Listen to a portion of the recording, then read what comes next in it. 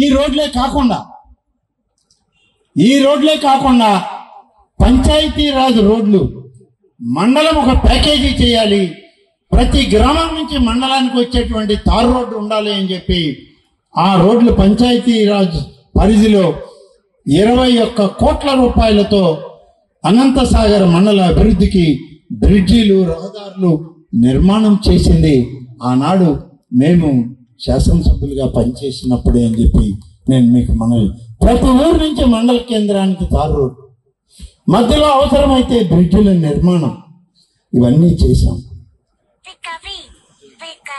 ఈ అనంతసాగర్ మండలాన్ని అభివృద్ధి చేయడానికి అనేక మంచినీటి ప్రాజెక్టులను, అలాగే పంచాయతీరాజ్ రోడ్ల నిర్మాణాన్ని, చెరువులు కాలువల అభివృద్ధికి, డ్రైన్ల అభివృద్ధికి లక్షలాది రూపాయలని, కోట్లాది రూపాయలని వెచ్చించడం జరిగిందని చెప్పి నేను మీ అందరికీ మనవి చేస్తా ఉన్నాను. దీంతో పాటు విద్యకు ప్రాధాన్యతనివ్వాలి. వెనుకబాటుతనంలో ఉన్నటువంటి అనంతసాగరం మండలంలో మా కుటుంబాన్ని ముగ్గురిని ఆదరించినటువంటి ప్రాంతం ఇది. మొట్టమొదటిగా ఆనం సంజీవ్ రెడ్డి గారు మా కుటుంబం నుంచి ఇక్కడ శాసనసభ్యులుగా అయ్యారు. రెండవ దఫా మళ్ళీ శాసనసభ్యులు అయ్యారు. ఈ రాష్ట్రంలో మంత్రిగా పనిచేశారు. ఈ ప్రాంతం పట్ల ఆయనకున్నటువంటి శ్రద్ధ, ఆయనకున్నటువంటి ఆలోచన ఎంతో గొప్ప ఆలోచన అని చెప్పక తప్పదు. తర్వాత రెండవసారి మా తండ్రి గారైన ఆనం వెంకటరెడ్డి గారిని, ఆయన్ని కూడా ఆత్మకూరు ప్రజలు శాసనసభ్యుడిగా గెలిపించారు. నేను మళ్ళీ వచ్చాను 2009లో, మూడవ వ్యక్తిని శాసనసభకు పోటీ చేశాను. మీరందరూ ఆదరించారు, ఆశీర్వదించారు, ఎమ్మెల్యేని చేశారు, మంత్రిని కూడా చేశారు. 5 సంవత్సరాలు ఇక్కడ. ఇంత వెనకబాటుతనంలో ఉన్నటువంటి ప్రాంతానికి అభివృద్ధి వైపు నడిపించాలని చేసిన ఆలోచనలో గతంలో పెద్దల సొమ్మసిల ప్రాజెక్టు నిర్మాణం చేయించి ఉత్తరపు కాలువ దాకా, ఆ ఉత్తరపు కాలువ నుంచి ఆత్మకూరు చెరువు వరకు నీటిని తీసుకుపోయే దారిలో ఈ మధ్యలో ఉన్నటువంటి అనంతసాగరం మండలంలో అన్ని ప్రాంతాలకి నీళ్ళు ఇవ్వాలని చేసిన ఒక ప్రయత్నం గుర్తుంచుకోండి అని చెప్పి నేను మీకు మనవి చేస్తున్నాను. అంతేకాదు, దీన్ని లైనింగ్ చేయించడానికి గత ప్రభుత్వంలో సిమెంట్ లైనింగ్తో కొంత పనులు ప్రారంభిస్తే కాంట్రాక్టర్ల అలసత్వం, మరి ఇంజనీర్ల అలసత్వంతో కొంత పనులు నిలిచిపోయాయి. తర్వాత నేను ఇక్కడ నుంచి ఉత్తరపు కాలువకు పైపక్కన ఉన్నటువంటి గ్రామాలు, పైన ఉన్నటువంటి గ్రామాలు ఏవి అని అంటే ఆ గ్రామాలని ఇవాళ చిలకలమర్రి, ఎగోపల్లి, అలాగే మన బొమ్మవరం, అగ్రహారం, ఇలాంటి గ్రామాలన్నిటికీ కింద పోతుంది కాలువ. కాలువ పక్కన ఉండి మాకు నీరు రావట్లేదు. మా పరిస్థితి ఏంటంటే సోమశిల హై లెవెల్ కెనాల్ ఈ ప్రాంతంగా వాడిగా, ఈ ప్రాంతం నుంచి మీరందరూ ఆదరించినటువంటి వ్యక్తిగా ఆనం సంజీవ్ రెడ్డి గారి పేరుతోనే ఏఎస్ఆర్ హై లెవెల్ కెనాల్ అని 1600 కోట్ల రూపాయలను మంజూరు చేయించి కాలువను ప్రారంభించి పనులు మొదలుపెట్టినటువంటి పరిస్థితి నాడు ఉంది. పంప్ హౌస్ కట్టాం సోమశిలలో. ఆ కాలువను మంజూరు చేయడానికి ఎంతో శ్రమ పడాల్సి వచ్చింది ప్రభుత్వంలో. అధికారులు ఒప్పుకోరు, ఇంజనీర్లు ఒప్పుకోరు. కానీ దాన్ని కావాల్సిందే, ఇవ్వాల్సిందే. అనంతసాగరం మరిపాడికి నీళ్లు ఇవ్వకుండా సోమశిల ప్రాజెక్టు ద్వారా ఈ జిల్లానంతా సస్యశ్యామలం చేస్తే మా ప్రాంతం ఏం చేసింది, మా వాళ్ళు ఏమీ అన్యాయం చేశారని చెప్పి నాడు పోరాటం చేసి, పోరాటం కూడా ఎవరితో చేశాం? ముఖ్యమంత్రి గారితో చేశాం. అధికారులు ఒప్పుకోవడం లేదన్నా అన్నారు, ఇంజనీర్లు సహకరించడం లేదన్నారు. మొట్టమొదటి రిజర్వాయర్ మరిపళ్ళు అదే. ఆ రిజర్వాయర్ రాకుండా ఇక ఏ రిజర్వాయర్కి నీళ్లు పోవు. ఫస్ట్ ఫేజ్లో ఉన్నటువంటి అన్ని రిజర్వాయర్లు, అన్ని పంప్ సెట్లు, అన్ని పైపులు పక్కన పడేసి చివరి ప్రాంతంలో ఉన్నటువంటి రిజర్వాయర్లని ఇవాళ టెండర్ పిలిచి మట్టి పని ప్రారంభించారు. ఎవరి కళ్ళ నీళ్లు చూడడానికి చేస్తున్నారు ఇవన్నీ. ముందు నీళ్లు కాలువలకి రాకుండా, ముందు చెరువుకి రాకుండా వెనక ఎక్కడో ఉన్నటువంటి చెరువులకి మీరు ఇవాళ టెండర్లు పిలిచి చేస్తున్నారంటే మీ స్వార్థం కాదా అని అడుగుతున్నారు. ఆ మట్టిపోయిన చెరువులు చేస్తే మీకు ఆదాయం ఉంది, కాంట్రాక్టర్ కమిషన్లు ఉన్నాయి, కాంట్రాక్టర్ల ఆదాయాల్లో మీకు భాగం ఉంది. కాబట్టి మీరు చివరి చెరువులకి పోయారు, కానీ మొదట నీళ్ళిచ్చే పరిస్థితిని మానేశారు. ఇవన్నీ ఒకవైపు ఉంటే, ఇవాళ విద్యకు ప్రాధాన్యతనిచ్చినటువంటి వ్యక్తులంగా ఈ అనంతసాగరం మండలం ఏం చేయాలని ఆలోచన చేసినప్పుడు మన సోమశిల ప్రాజెక్టు ఉంది.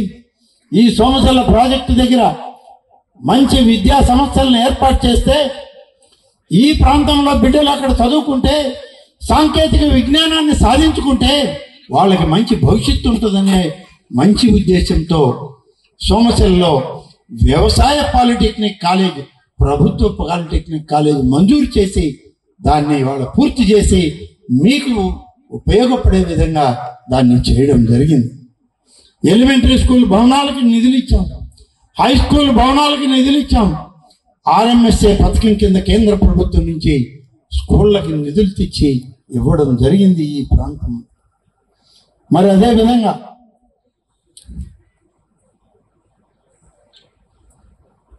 మండలంలో ప్రధానమైన డ్రైన్ ఒకటి ఉంది. ఆ డ్రైన్ పేరే కొమ్మలేరు డ్రైన్. ఈ కొమ్మలేరు డ్రైన్ ఇది మీడియం డ్రైన్. ఈ మీడియం డ్రైన్ పూడిపోతే కొన్ని గ్రామాల్లో పొలాలు మునిగిపోతున్నాయి. వరద వర్షం పడినప్పుడు పైనుంచి నీళ్లు వచ్చినప్పుడు ఈ కొమ్మలేరు డ్రైన్ వల్ల వ్యవసాయము పంట కూడా చేతికి రావడం లేదు, మునిగిపోతున్నాయి ఆ భూములన్నీ. అంటే దాదాపుగా 9,54,00,000 రూపాయలు ఖర్చు పెట్టి కొమ్మలేరు డ్రైన్ని పూడిక తీసి ఈ ప్రాంత రైతాంగానికి వెసులుబాటు ఇచ్చినటువంటి నాటి పరిస్థితిని గుర్తు చేసుకుంటున్నామని చెప్పి మనం చూస్తున్నాం. అదేవిధంగా సబ్ సెంటర్లకు బిల్డింగ్, సబ్ సెంటర్లకు నిర్మాణానికి అనేక రకాల నిధులు, గోపాలమిత్ర భవనాలు, ఎస్సీ కాలనీల్లో కమ్యూనిటీ భవనాలు, అంగన్వాడీ భవనాలు, స్త్రీ శక్తి భవనాలు, ఇవన్నీ కూడా ఈ అనంతసాగరం మండలంలో ప్రతి ప్రాంతానికి అందించి ఇవాళ మిగిలిపోయినటువంటి పనులను ఏమైనా ఉన్నాయా వాటిని చేద్దామని వస్తే మిగిలిపోయిన పనుల సంగతి దేవుడి ఎరుగు. వేసిన రోడ్లే మళ్ళీ రేపు వేయాల్సిన పరిస్థితి ఇవాళ దాపురించింది అని చెప్పి మీకు మనవి చేస్తున్నాం. 10 సంవత్సరాల కాలం పడినటువంటి గొంతలుగా తట్టడు మట్టేసిన పరిస్థితి లేదు. ఇది మీరు ఎన్నుకున్నటువంటి ఎమ్మెల్యేల యొక్క పరిస్థితి. అప్పుడు చెప్పారు మేము అధికారంలో లేమని. ఇప్పుడు అధికారంలో నుండి మీరు ఏం ఉద్ధరించారంటే ఏమీ ఉద్ధరించలేదు. యథారాజా తథా ప్రజలాగా ఉంది. 10 సంవత్సరాలు అనంతసాగరం మండలం వెనుకబాటుకు కారణం ఈ అన్నదమ్ములు ఇద్దరే. మీకు ఎమ్మెల్యేలు కావడమే మీ దురదృష్టం అని చెప్పి మీకు మనం చేస్తున్నాం. ఇకనైనా ఆలోచించండి. సోమశిల ప్రాజెక్టు దెబ్బతింటే మొదటగా నష్టపోయేది అనంతసాగరం మండలం. ఆ ప్రాజెక్టుకి ఏదైనా ప్రమాదం జరిగితే కొట్టుకుపోయేది మొదట అనంతసాగరం మండలంలోని ప్రజలు అని చెప్పి నేను మీకు మనవి చేస్తాను. ఎన్నో దఫాలు సభల్లో మాట్లాడి అది ఇస్తే ఇంకొక 10 కోట్ల రూపాయలు పనిచేస్తా అన్నారు. లేదు, మా దగ్గర డబ్బు లేదు, మేము ఇవ్వము. సోమశిలే కదా, ఏముందిలే బా సోమశిల్లో 50 టీఎంసీలు నీళ్లే కదా, కొట్టుకుపోతే ఏమవుద్ది, నెల్లూరు జిల్లానే కదా, సముద్రంలో తేలి ఆడతారులే పోయి. ఇలాంటి మనస్తత్వం, ఇలాంటి క్రూరత్వం, ఇలాంటి పైశాచిక ఆనందాన్ని అనుభవించే వ్యక్తులు ఇవాళ ఈ రాష్ట్రాన్ని పరిపాలిస్తుంటే మీ అందరి ప్రజాప్రతినిధులుగా ఉంటే రేపు వాళ్ళు కావాలా మీ అందరికీ అని చెప్పి నేను అడుగుతున్నాను. ఆలోచించండి. ఇవాళ అనంతసాగరం ప్రజలు తెలివైన వాళ్ళు. నాకు రోజు ఫోన్ వస్తుంది హైదరాబాద్ నుంచి. నాతో కలిసి తిరిగిన వాళ్ళు, నాతో స్నేహితంగా ఉన్నవాళ్ళు, నాతో రాజకీయంలో అనేక సందర్భాల్లో పనిచేసిన వాళ్ళు ఉమ్మడి రాష్ట్రంలో ఇవాళ ఆత్మకూరు నియోజకవర్గం నుంచి పోటీ చేస్తున్నానని తెలుసుకొని ఆత్మకూరుకి వెళ్ళావా నువ్వు? 10 సంవత్సరాల తర్వాత పోయావే. ఆత్మకూరు గతంలో లాగా ఉందన్నా నీ ఆలోచన? వెంకటగిరి బాగుంది కదా, నెల్లూరు బాగుంది కదా, ఎక్కడైనా గెలుస్తావు కదా, ఆత్మకూరు కిందకి వెళ్ళావు అని చెప్పి అడిగారు. ఏం బంధం రాసి పెట్టిందో మీ మధ్య నా మధ్య తెలియదు. చంద్రబాబు నాయుడికి ఎందుకు ఆలోచన వచ్చిందో నాకు తెలియదు. కానీ మిగిలిపోయిన పనులు, చేయవలసిన పనులు, పూర్తి కావాల్సిన ప్రాజెక్టులు అనేకం ఉన్నాయి. నువ్వైతే వాటిని సాధించగలవని చెప్పి వాళ్ళందరి యొక్క ఆలోచనతో ఈరోజు ఇక్కడికి రావడం జరిగింది. ఆత్మకూరు నియోజకవర్గం పేరు చెప్పినప్పుడు గత ఎన్నికల్ని దృష్టిలో పెట్టుకొని అనంతసాగరం, మర్రిపాడు మండలాల్లో నీకు మెజారిటీ రాదంట కదా. ఆ మెజారిటీ రానప్పుడు నియోజకవర్గంలో నువ్వు ఎమ్మెల్యేగా గెలవలేవు కదా, మరి ఎందుకు ఆప్ చేసుకుంటున్నావు, ఎందుకు దాన్ని కోరుకుంటున్నావు అని అంటే చూద్దాం. ఒక విశ్వాసం నాకైతే ఉంది. అనంతసాగరం, మర్రిపాడు, ఆత్మకూరు, చేజర్ల, సంగం, ఏఎస్పేట ఈ ప్రాంతాలు ఆనం కుటుంబాన్ని విస్మరించవు. రాజకీయాల్లో ఆనం కుటుంబానికి తోడుగా నిలబడతారు అనేటువంటి విశ్వాసం నాకు ఉంది. కాబట్టి ధైర్యంగా నేను ముందుకు వచ్చాను అని చెప్పి మీకు మనవి చేస్తున్నాను. 40 సంవత్సరాల కాలం సుదీర్ఘ రాజకీయంలో 35 సంవత్సరాలు ఎమ్మెల్యేగా పనిచేశాను. 17 సంవత్సరాలు 4 ముఖ్యమంత్రుల దగ్గర, స్వర్గీయ ఎన్టీ రామారావు, స్వర్గీయ డాక్టర్ వైఎస్ రాజశేఖర రెడ్డి, స్వర్గీయ కొణిజేటి రోచయ్య, ఇవాల్టి మనకు కిరణ్ కుమార్ రెడ్డి వరకు 4 ముఖ్యమంత్రుల దగ్గర పనిచేశాను.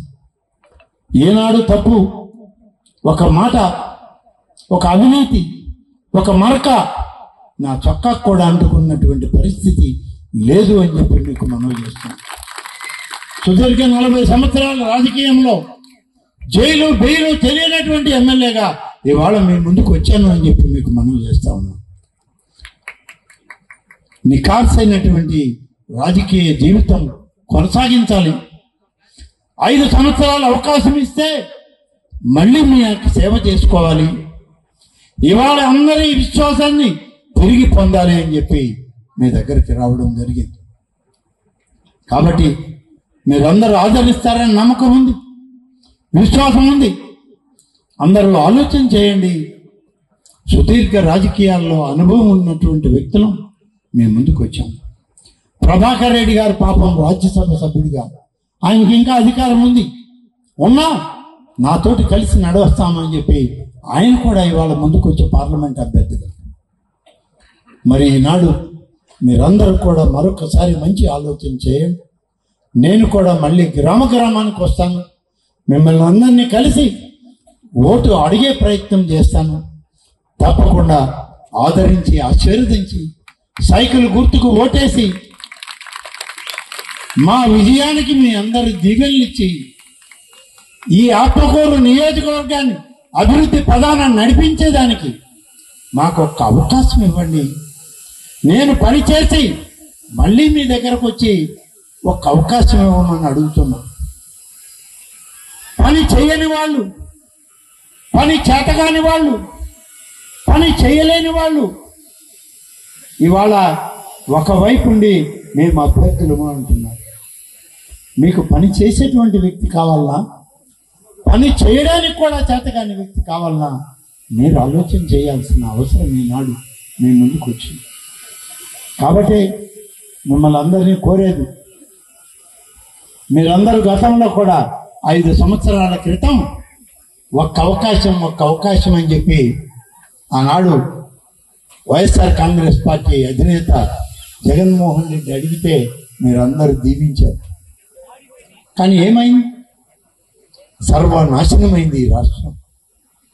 తెలియక పొరపాటు పడ్డాం. ఒక మహనీయుడిని చూసి ఆ మహనీయుడి కడుపున ఇంకొక మహనీయుడు అవుతాడనుకున్నామే తప్ప దుర్మార్గుడు అవుతాడని చెప్పి మనం అనుకోలేదు. అత్యంత దుర్మార్గంగా కులాలను విడదీశాడు, మతాలను విడదీశాడు, వర్గాలను విడదీశాడు. దానితో కాలయాపన చేస్తూ ఇవాళ ఊరికి ఒక ప్యాలెస్. మనకు ఒక ఇల్లు చాలదా అయ్యా?